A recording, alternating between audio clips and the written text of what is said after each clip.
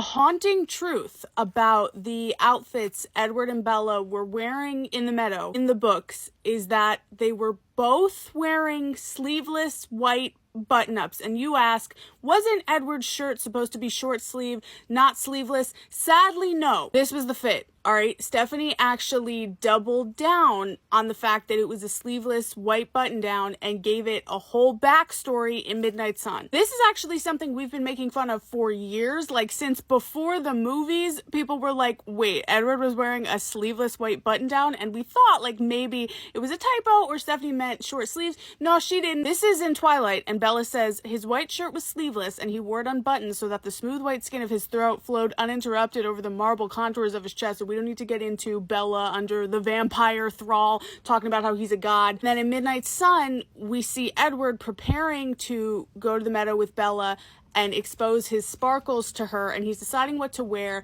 And he talks about this shirt in the dark recesses of his closet that is apparently a magic special shirt that Alice picked out for him and wouldn't let him throw away. And he's talking about how it's a sleeveless white button down and his arms are bare, and then if you needed more proof, he refers to the shirt again and says, though the sleeveless shirt Alice had given me long ago had not brought about any of the miseries I'd feared and had brought some pleasures I hadn't anticipated, I still found it strangely distasteful. I was more comfortable in my usual clothes. And as if that wasn't bad enough, I suppose we are to infer that the reason Alice knew that Edward just had to have this shirt for some reason was because he would one day match with Bella, because come to find, Bella was also wearing a sleeveless white button down, and he's like, I didn't have to look at myself to know the shades and styles were nearly identical. We match! And this obviously didn't end up making the movie, probably for the better, but Edward and Bella did originally have some matching white outfits planned for the film. Those weren't as bad, but remember, this was the fit truly, and he opened it and exposed his sparkle wearing this.